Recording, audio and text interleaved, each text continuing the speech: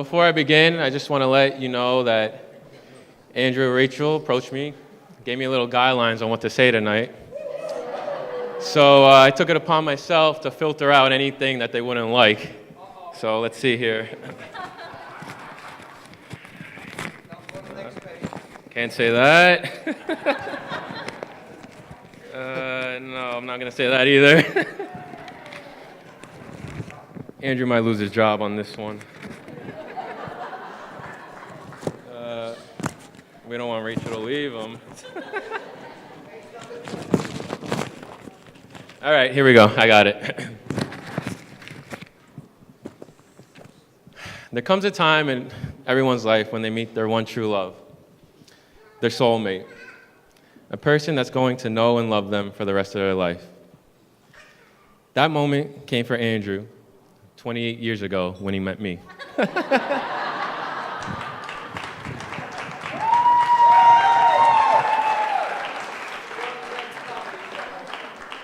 For those of you who don't know me, I'm Matthew, Andrew's best man, and also his younger brother. I think it says a lot about the groom when he chooses his brother to be his best man. Mostly, I think it says the groom doesn't have too many friends. I have to say, though, I am honored to be Andrew's best man.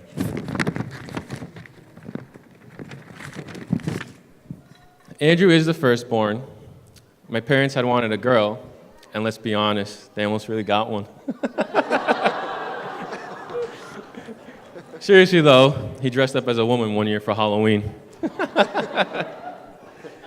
Even so, during his early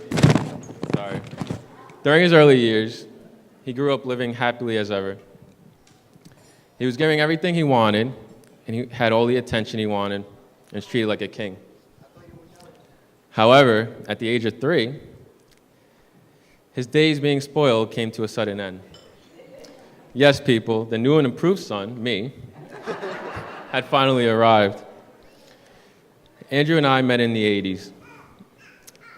At first, I felt that he embraced my existence. That ended quickly, though. After a while, I think we both realized that this was actually the beginning of a long childhood journey together.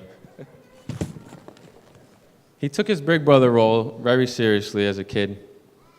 He wanted to be in charge and have everything done his way. So he hogged the video games. I watched him play Nintendo for hours while I just sat there with a controller that wasn't even plugged in.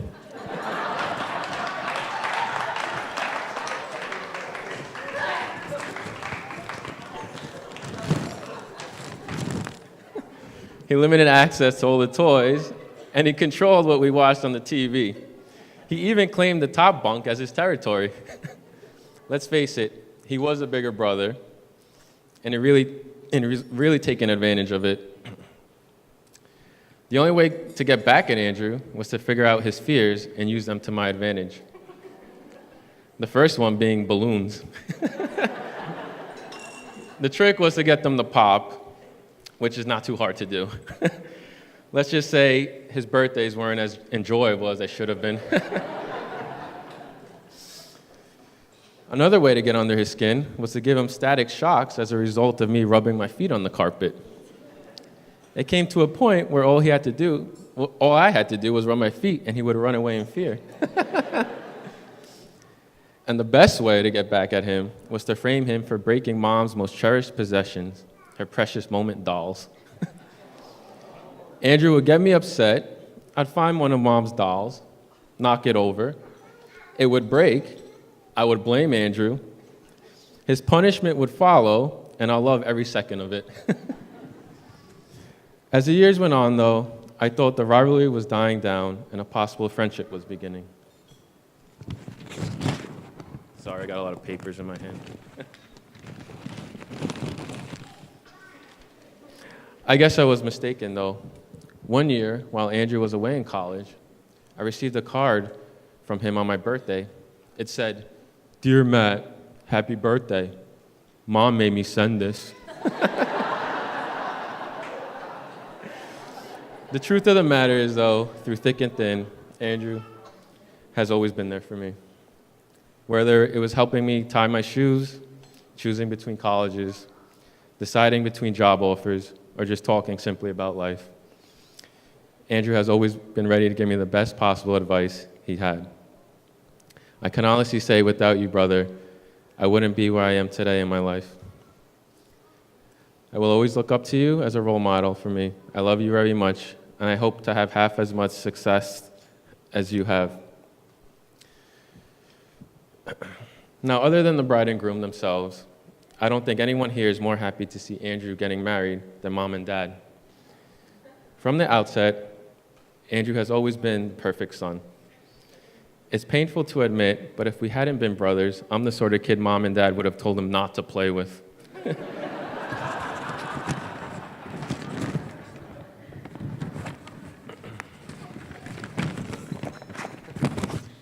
Besides that, Mom and Dad have been perfect role models for me and Andrew, and have supported us and loved us unconditionally. With their parenting, we have become great, sensational young men. Now, Rachel, you look stunning today. And Andrew, you didn't even shave. But it's all right, you look good too. Rachel, you make my brother so happy in ways that I never could. Thank you for that. Rachel is not only beautiful, but she is smart, she's kind, she's great at cooking, she's even better at baking. And her only flaw, it seems, is her questionable taste in men. Andrew, you're very lucky today. Seriously though, Rachel, he's the best person you can have by your side. I don't know any other man who would treat you better than my brother. I truly mean it when I say that I am gaining a sister today. Now, ladies and gentlemen, it gives me immense pleasure to invite you all to raise your glasses in a toast to the new Mr. and Mrs. Gandia. Congratulations to both of you. I wish you a lifetime of love and health and happiness together. Let's toast to the bride and groom.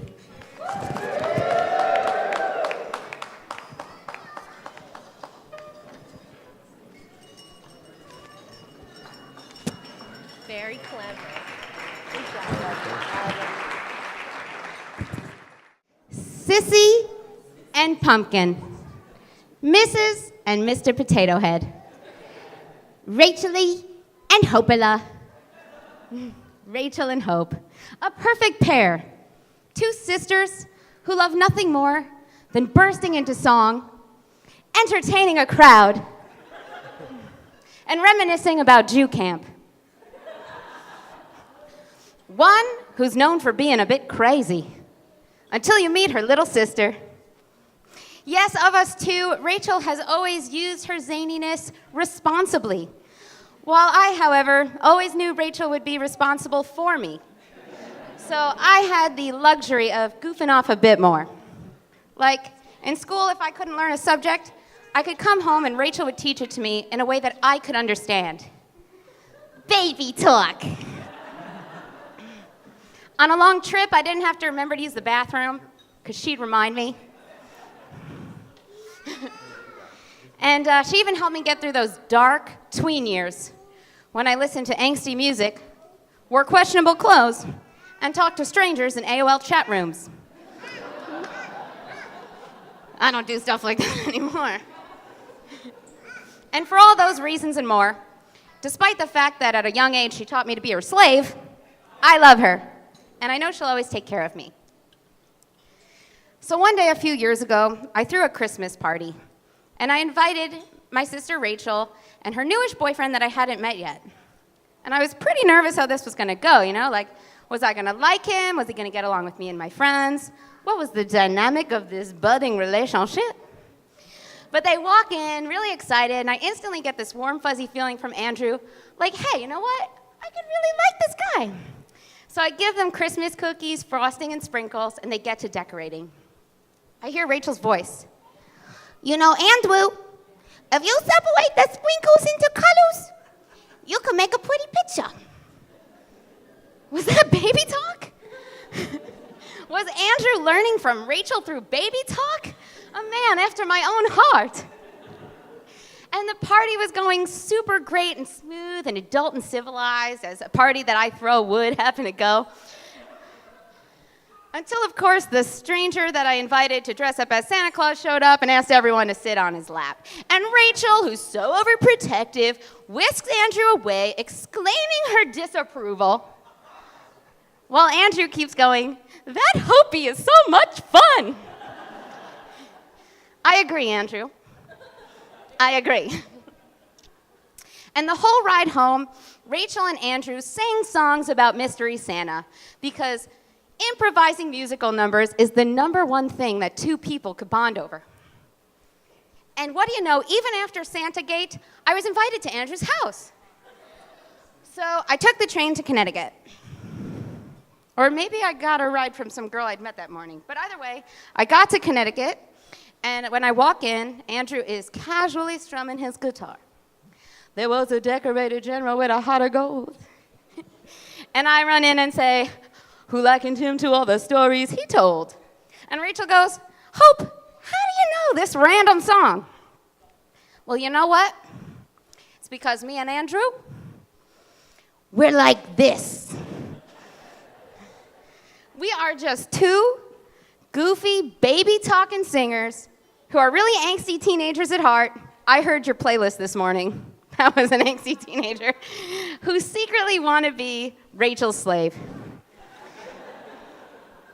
And then it dawned on me that although there's no greater pair in this world than that of Rachel and Hope, that if a man such as Andrew could be enough like Hope, that maybe this could have a chance. So where does that leave me now that I've been replaced? I moved to California. And when I told everyone I was going, overprotective Rachel's going, "No, Hopi, you cannot leave, you cannot go." And Andrew said, "Let's all move to California." Just another example of how perfect you are for her. Here's the sappy stuff. Hold it together, Hope. Andrew, as somebody who has been loved by the greatest sister in the whole world for her whole life, I have to tell you that you are a lucky guy. She's always going to take care of you. She is going to hold your things in her purse, things that you didn't realize you'd needed. She's going to take care of you when you're sick, like she said outside. She's going to surprise you with your favorite snacks, and she's still going to love you even if you have a tantrum and throw a sandwich at her. Because I've done that, and she still loves me. So, in closing, I know we already drank. I would like to give a toast to the groom and a toast to the bride from your sister who's always by your side. It was a Hamilton reference. Cheers. Thank you, everyone.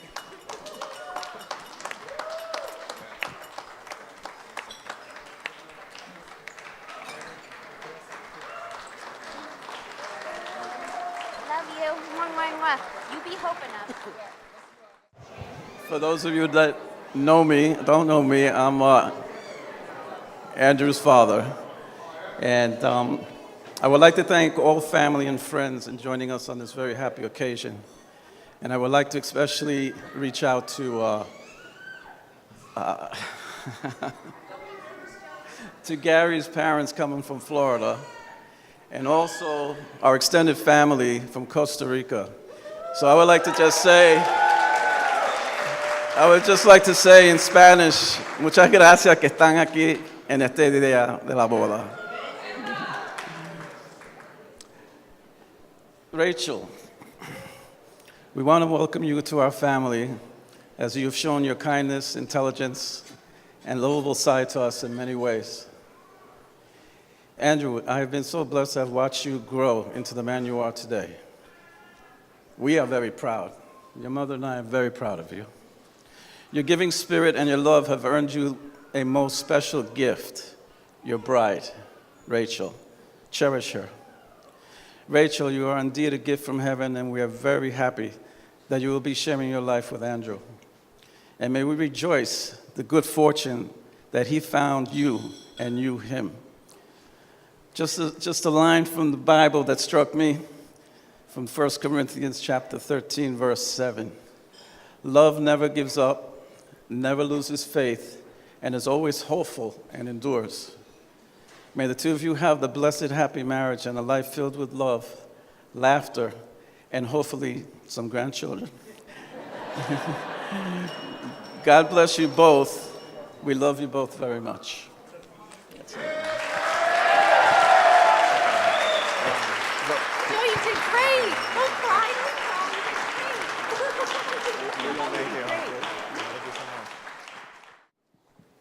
First of all, I'm a crier. Come from a long line of criers. But I'd like to thank everybody for coming to the wedding of my daughter and my new son-in-law, Andrew. You know, usually the father's speech is usually about how fantastic his daughter was growing up, and she was, or about how smart she was, and she was. But instead, I'd like to talk about me. When my wife and I learned that we were having a baby, you know, everybody asked the same thing. Do you want a boy? You want a girl? You know, well, we said with a boy, you know, you'd play football, baseball, have a catch, throw the ball. Maybe you'll eventually even shovel the snow when I get a little bit older. Well, Margie and I decided we didn't want to know if we were having a boy or a girl. And we said, we'll be happy no matter what it is, boy or a girl, just as long as it's healthy, like everybody in America says. And, well, of course, we had a little girl. And, of course, she was a delight. And to prove it, I've got hours and hours of videotape to prove it. Oh, yes, I do.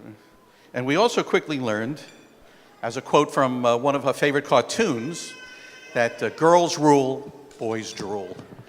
Because I got to tell you, hold on a sec. Boy, this one. So sorry. I was glad I planned this out really well. You know, all the boys that we knew were rotten little monsters, every single one of them. They ran around, they screamed, they were crazy, except for Jared, who was actually a beautiful boy and still is, and we love him. He's our favorite. And Rachel, because her mother loved to read, would read to her constantly, take her to the library constantly. Rachel became a voracious reader. And this was the beginning of a really smart, really good kid. And one time, I think it was junior high school, she was lying in front of the TV in the den. TV's blaring, the phone was ringing, I think, I'm not sure. And I said, how can you possibly study listening to all of this noise? And she said to me, have you seen my grades? Have you seen my grades? And I said, could I make the TV louder? Because it was true, she was doing fabulous.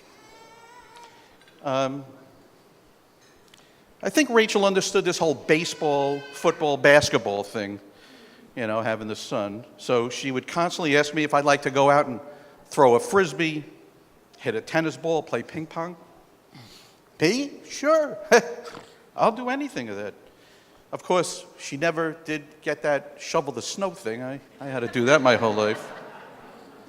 So when it came to talking about your kids at work, everybody at work knows my kids' names, Rachel and Hope. And it might be my Swiss cheese brain, I just can't remember anything. Truthfully, I don't remember any of your kids' names. The guys at work, we talk about them. Maybe I just don't remember, but maybe it was just us showing off and telling, you know, stories about the kids all the time. And, we were bragging and bragging constantly. When she was in high school, Rachel won pretty much every award there was. Still bragging on that. Maybe it was some project she was working on, like learning the flute, and eventually became band captain. One guy at work used to ask me, why do we spend so much time bragging about our kids? And, well, the answer, of course, is like if you can't win, you're the winner. It's like the Yankees, you know. The Yankees win, and you're rooting for the Yankees. Hey, you're the winner. So, of course, I was a big winner, big time. And, of course, that winning was really because of my wife, Margie, who put in all those years working with Rachel through school and helping her with all the projects and stuff. Rachel went to Brandeis University, where she was Phi Beta Kappa, magna cum laude, and still bragging. And then medical school at Einstein College of Medicine. After that, she did her residency at Yale University and found a job working for Dr. Chris Canny over there in his practice in Hamden, Connecticut. We thank you. And now, along with her partners, Dr. Lisa Fisher and Dr. Dina Springer, they own their own practice. They run their own practice. And that's fabulous. And at this point, after a long personal sacrifice, Rachel's, of nonstop work and study, Rachel finally was able to step back and take a little me time. She was able to go out and date a little bit. And Rachel was able to find a really, really good, really nice, really smart man in Andrew. What the heck did his parents do that they were able to take this boy, a boy from this pool of rotten, screaming little monsters, and make them really good, really nice, and a super smart boy? Well, I don't know what they did, but they did a pretty damn good job at it. Is there anybody more polite than Andrew? Is there anyone more appreciative than Andrew? I don't think so. So now I get that son, you know, the one I didn't care about.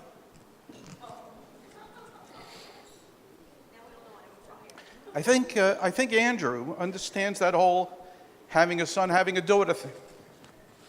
And I think it's mostly because Rachel told him. And so what Andrew does now, in the trunk of his car, he always has a basketball, although he screwed up the last time. He always has a glove, and he's always ready to have a catch. And so I thank Margie for giving me a daughter. I thank Angie and Joe for giving me their son. And thank you, Rachel, for being one of the best two daughters a father could ever have. Thank you.